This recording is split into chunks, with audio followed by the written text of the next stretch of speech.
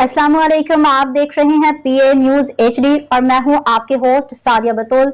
शामिल करते हैं आज की अहम खबरें। गुजरांवाला से खबर शामिल करते हैं पीए न्यूज के मोहम्मद अली सज्जन से। सुथरा पंजाब प्रोग्राम के तहत रोड पे गैर कानूनी तजावुजात कायम करने वाली कब्जा माफिया के खिलाफ म्यूनसिपल कॉर्पोरेशन इंतजामिया का GT road, Sialkot road, Pasrur road, मुर्गी के पिंजरे, भट्टे, कुर्सियां, तरपाले, काउंटर्स वगैरह का मौका पे सफाया करते हुए 3 ट्रक सामान कब्जा में ले लिया गया, जबकि 5 दुकानें सील कर दी गई हैं।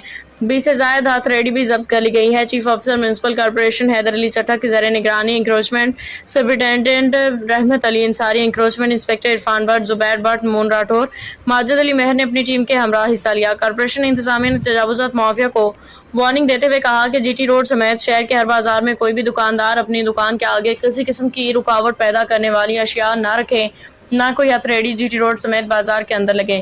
खिलाफवर्जी पे सख्त कार्रवाई अमल में लाई जाएगी। न्यूज स्टूडियो से अब तक के लिए इतना ही। मजीद खबरों और अपडेट्स के लिए देखते रहिए पीए न्यूज एचडी।